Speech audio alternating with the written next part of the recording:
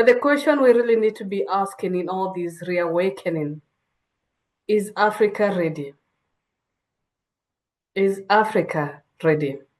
That's the question that you're going to be looking at next. Allow me to introduce the panelists who are going to be taking us over to whether Africa is ready.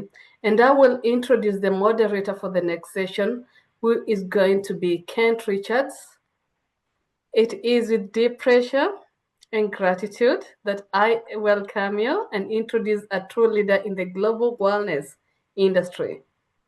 With over 20 years in fitness and more than 15 years in spa and wellness, Kent has held senior leadership roles at iconic organizations including Virgin Active, Fitness First, W Hotels, and Six Senses, where he served as a global corporate director of spa and wellness operations. In 2025, he launched Wellness World Global, a consultancy dedicated to elevating wellness experiences across hotels, resorts, health clubs, and residential developments worldwide, and his focus mostly will be Africa. Kent's work is guided not only by excellence in operations, but also by a deep commitment to cultural sensitivity, sustainability, and community well-being. It is important to know that Kent is also a member of African Wellness Initiative. He has been instrumental in promoting African wellness, supporting local practitioners, and strengthening institutions across the continent. His participation at this summit reflects his passion for unlocking Africans' potential in global wellness, combining ancestral wisdom with modern innovation. Kent will be joined by his panelists, and that is going to be Corey Beckwith and Sharon Barcock. And the only question they will be answering, and I pose it there as I leave it to Kent, is Africa ready? Welcome, Kent. Thank you. Thank you, Josie. Is Africa ready? Well, I know we've heard incredible stories now for 2 days, and it may feel that Africa is more than ready. But what we have got ready on our panel today is we have Sharon, who will come on in a matter of minutes. And Sharon will be talking from the viewpoint of one of the largest hotel companies in the world, being Hilton Hotels. And Sharon will tell us what they see in Africa and why they believe Africa is important and what kind of complications they're having up until now, if any. Then we have our new kid on the block. We have Corey, who will introduce himself now as well. But Corey is an entrepreneur who is building a resort in Ghana. So Corey, if I can just hand over to you just to introduce yourself before we get down and dirty. Yes, my name is Corey Beckwith. I'm currently based in the USA, New Jersey. And like Ken said, I am developing a boutique wellness resort and residences in Ghana, West Africa. First, want to say thank you, Global Wellness Institute and African Wellness Initiative for having me on and sharing this space with you all. Yeah, so that's pretty much what it is. That's me. Lovely. You know, in order to really picture the whole scene, we need to remember, although Africa has 54 countries, it is a very large continent. And we know we need to view each country as being different from its neighbor. But remember, if we take China, Japan, the UK, India, Italy, the whole of the USA, Eastern Europe, Switzerland, Belgium, France, and Germany, you put them all together and you get Africa. So we know that, you know, Africa wellness deserves to be heard. And when you think about how large it is, that is even more profound. So just keep that in the back of your mind. Now, Corey, it's important to hear, what exactly attracted you to, create a wellness resort in Africa. And obviously, it comes to spending money. So it'd be good to know what drew you to Africa. I'm going to try to make a long story short. Yeah, no problem. Give me time to help About, Sharon. yeah, about 17 years or so ago, I became very sick, right? Very sick and determined to get well. I was set off on a journey. And on that journey, I was able to reverse the sickness and become well. And during that time, I was in real estate construction, doing real estate, developing real estate. But once I was able to reverse the sickness and become well again, after losing about 4 to 5 years of my life of not just being able to do anything, I said, from now on, any business venture that I get involved in had to deal with creating spaces of wellness for others. All right. So that's what led me into not doing business as usual anymore. Mhm. Said if the Most High, the universe, God, however you relate, spared my life and gave me another chance at life, I wanted to create spaces like that for others. So that's what led me into the wellness space. And what led me to Africa, I want to say I started coming back in Africa in 2007, and then consistently since 2020. Consciously, we don't remember being in Africa, but our DNA does. And during that visit, a purging happened that reminded me of where I belong. And here I am now. Wonderful. Um, Yeah, that's great. And in your planning for your property, which is Wala, correct? Wala. Is there a particular meaning of Wala? Why the name Wala? yeah, so we had an original name, right? We had an Mm-hmm. original name, which was the name Uzima, right? Uzima Wellness Resort.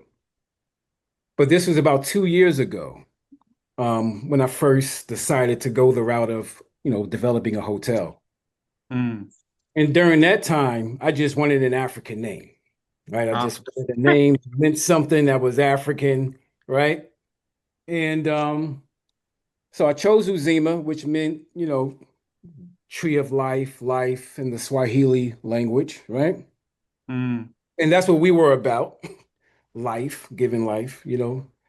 And but as of recent, so between 2 years ago and now, we had to pivot a couple of times and using different architects, coming up with a team that really saw the vision that was in my heart and mind. Oftentimes when you start this journey, you're not able to articulate yourself properly because you don't even know the calling that was given to you yourself. So with me going along the journey and coming across a team that can basically bring out of me, I said, I wanted to make this a hyper local project. So I communicated with some elders, okay. in the community and let them know what the resort was about. And I wanted the name that pretty much meant life in the local language. So that's why we came up with the name Voila. Wow, and I'm sure you realize because you were on the conference yesterday as well. The team on the call will love knowing that you spoke to your elders because that was a prominent point from the day before.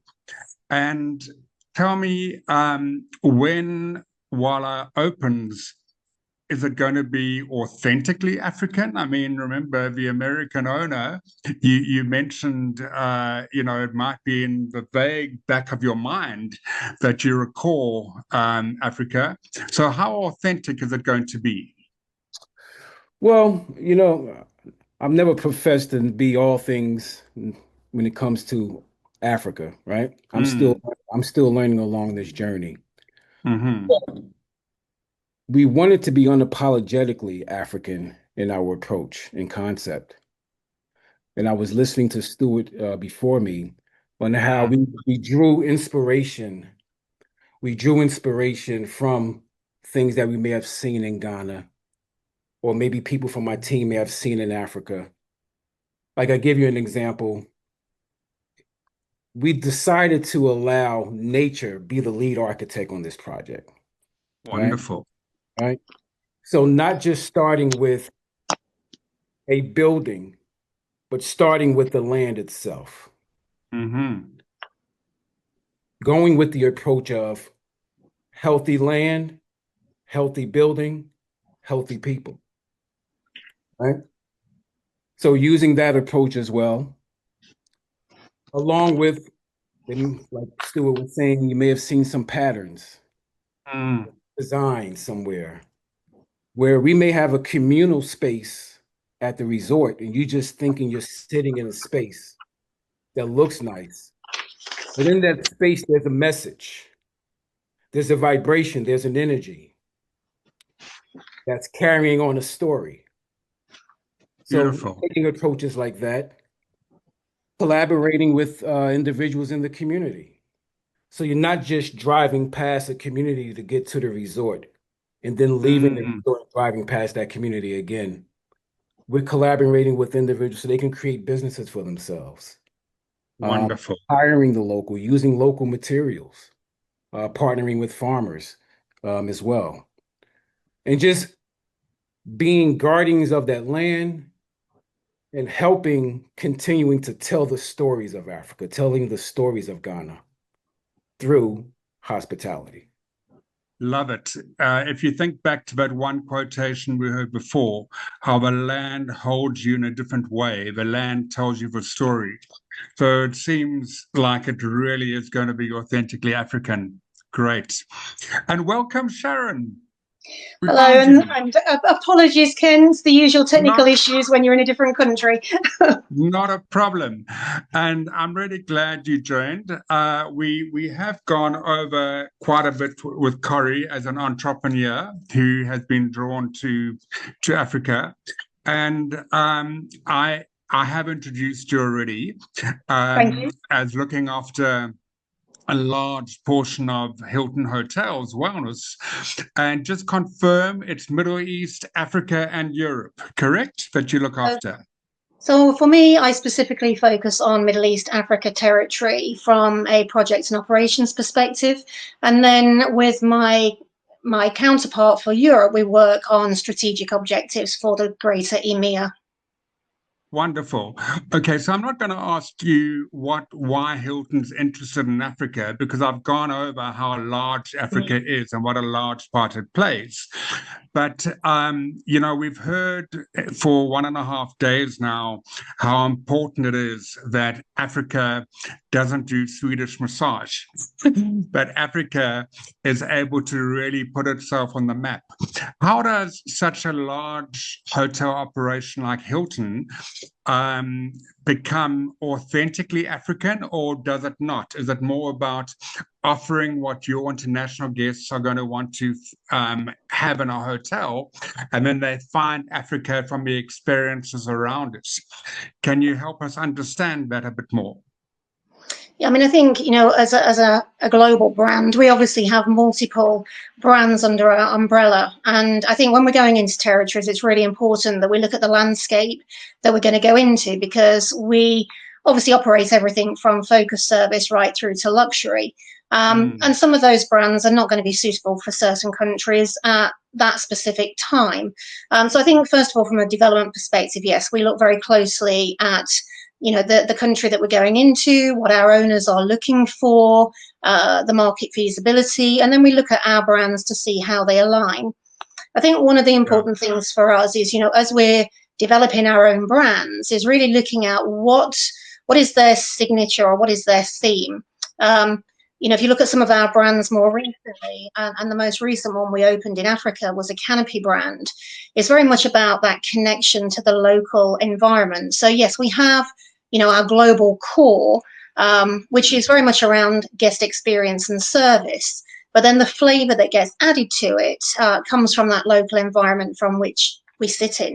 And I think that's extremely important. And just I caught the back end of what Corey was saying about obviously using local materials, for example, in interior design, bringing patterns to life. And I think that's something that our interior design teams are extremely passionate about, making sure that there is that flavor and that connection. But I think ultimately, we're in a people business at the end of the day.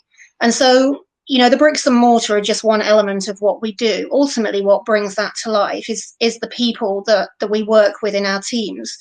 And our big focus really is going local, and whether that's about produce that we're actually using in the operations, whether it's local vendors that are creating products, or whether it's the team members, that's a huge focus for us. And off of the back of that, having, one vision is obviously for Hilton is to fill the world with the warmth and light of hospitality. And that was certainly our founder's vision.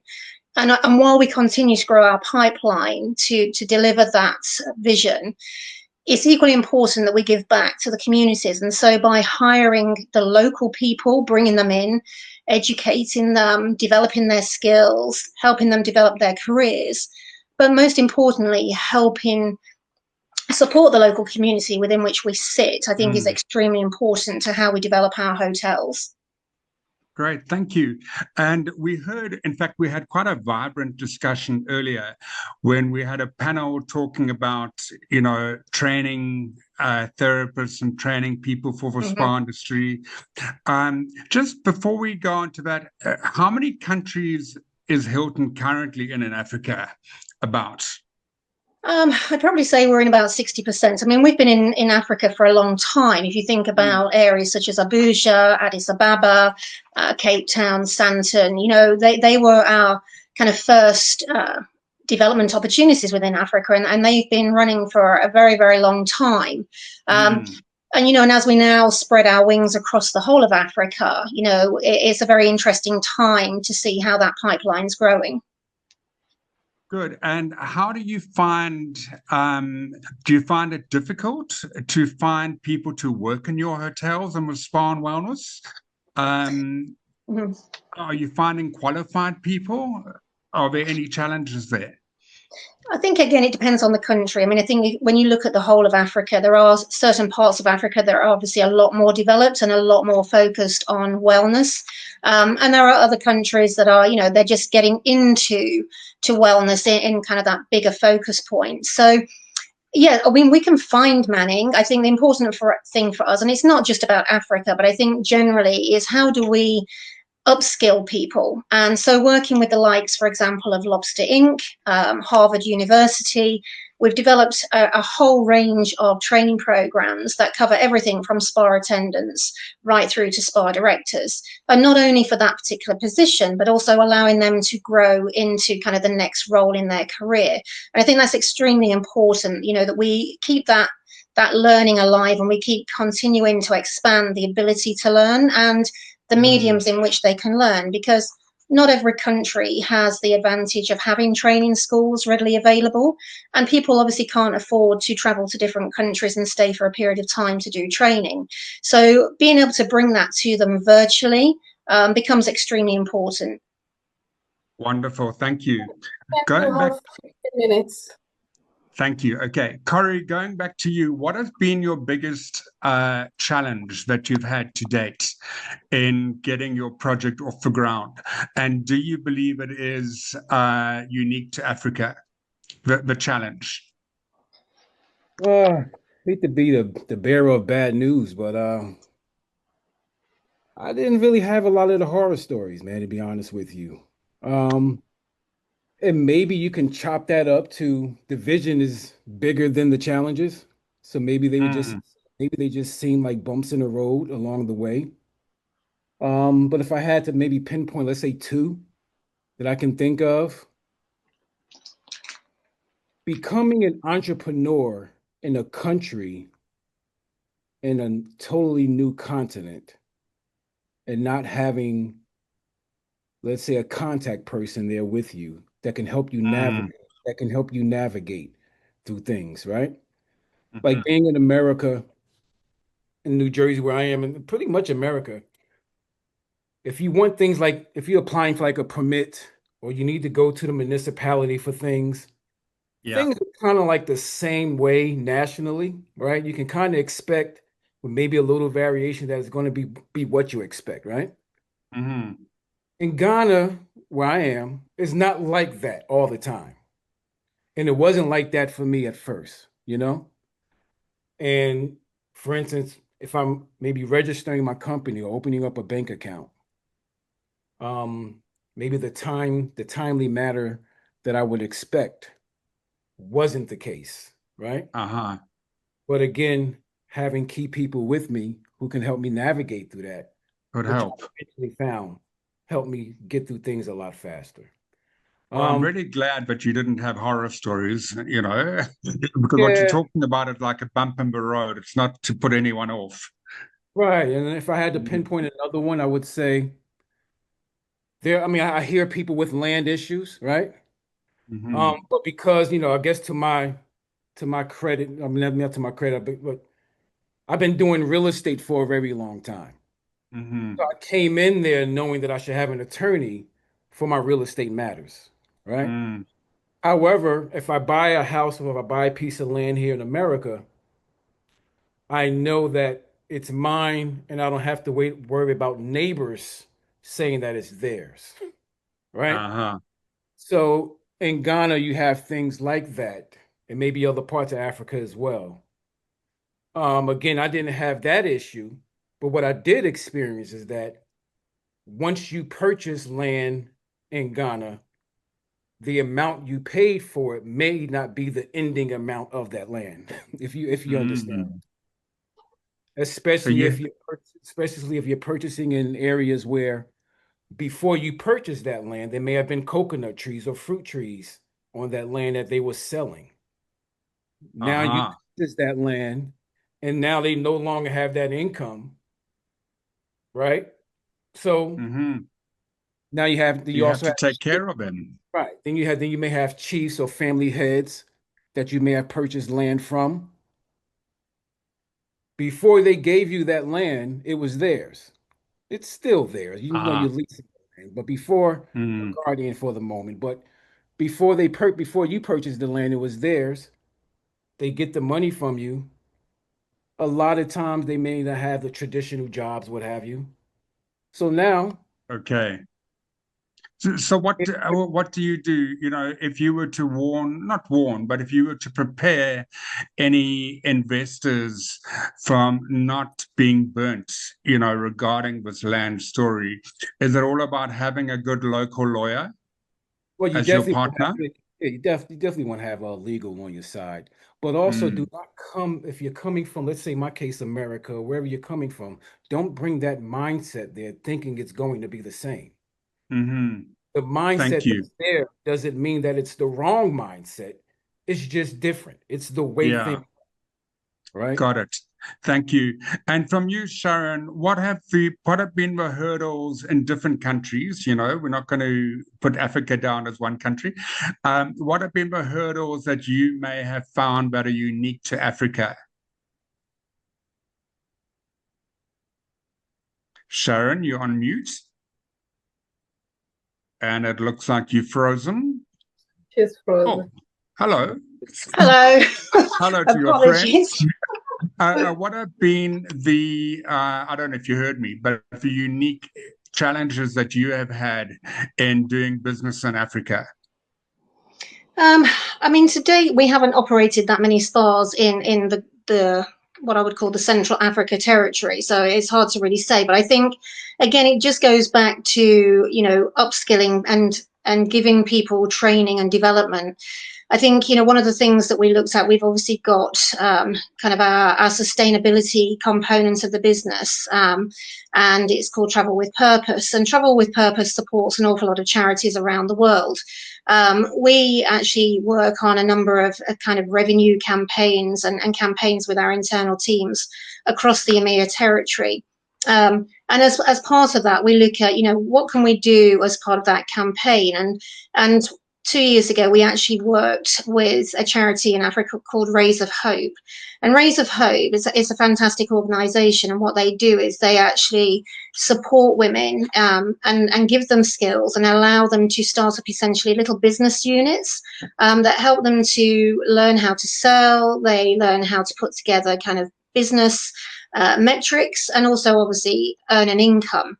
And part of that, they were doing some massage training skills for women to actually learn how to do massage and essentially apply, obviously, for roles. And I think, you know, having that opportunity to support, again, the community, to upskill the community is so important. And again, to answer the question of, you know, as our pipelines grow and we look for more people, how do we find them? You know, we really want to stay within the local communities. And so supporting these foundations, and allowing people to come in and learn from us from the ground up really helps solve that problem of trying to find skilled people. I think the other side of that is really kind of, you know, people's perceptions of safety in different countries. You know, trying to bring in talent from some countries can be challenging because of the perception, but how we work around that, and we work again with the local authorities, with the communities, and how we convey that message out to people. I think one of the things I will say is that having spent some time recently in Africa, I see a great passion from people coming into the industry or that have been in the industry for a little while. And more importantly, I think, you know, there's a number of people that have been in the industry. They've kind of come up through the ranks in Africa, and then to expand, they've actually moved into international roles. And now they've relocated back to Africa, bringing that skill set back with them, enabling them to now train, you know, the next generation of people in the communities that they've come back into. And I think it's wonderful to see that returning talent that comes back with such a great skill set. Very much. Well, Corey and Sharon, you both have been very positive without avoiding the difficult topics as well. But we feel Africa is ready. And like we heard yesterday, it's about managing expectations as well of the tourist who is coming over and of the investors who we have in Africa and who are coming over. But thank you for joining today's panel. And just as a wrap up, what is the final message that you would give to the almost $1 trillion worth of wellness tourists that exist in the world?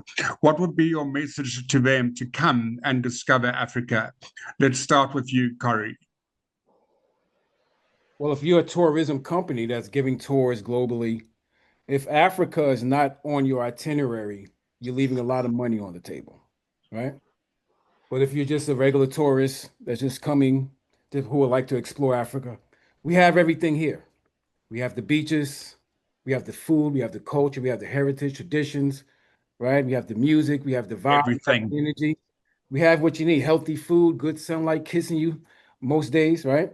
So we have that here. Mm-hmm. We have sense of connection, right? Sense of belonging. You can experience those things there as well. And what we're seeing in Africa, but just want to add to that, what we're seeing in Africa is not a trend. It is not a fad.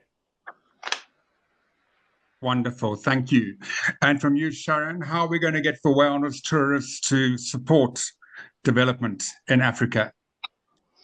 Yeah, I mean, I think just piggybacking off what Corey said, I mean, again, you know, that whole beautiful landscape, everything from the mountains to the sea to desert, you know, there is so much to explore across Africa. You know, the rich traditions and culture that are so unique to it. I think the other thing is that there is such a great entrepreneurship or spirit of entrepreneurship, should I say, that I see in Africa. And I think, you know, seeing people who are developing their own products, their own concepts, and being successful within their own market, but then able to actually take that outside into international territories, which is also obviously spreading that message and getting people much more aware of what is coming out of Africa. So I think, you know, it comes from both sides. I think there is obviously that focus on taking talent outside, and also obviously expanding the story to people and really giving them the message of what is available and what they can explore. Thank you very much. Africa is ready, and I appreciate you joining me today. Thank you. Thank you, Josephine. Thank you, Ken. Thank you, Kent. Thank you, Corey, and thank you, Sharon. So from what I've heard from all of you is that you believe that Africa is ready. Is that what I'm hearing? Definitely. Africa is ready. Now the world needs to get ready. Yeah. Does anyone in the audience have a question or two? So we're going to take 2 questions from the audience. Corey was so quick to leave. What's happening, Corey? Come on, Corey. Oh, I'm Back sorry. you come. You Oh, don't there live we like go. that in Africa. I've only been watching for 2 days. I think you're forgot. not ready. These Americans, really. In Africa, you don't just walk away like that. Let me see if we have any questions for you. No problem. Let me see from the questions. So Jean-Claude Bonani says, thank you so much, Ed Corey, Beckwith, for the insights. Thanks to all the speakers, amazing insights from Jabophone. I need questions. Jean-Claude says Africa is ready, but where's the question? Nobody? Tell me the money, I read.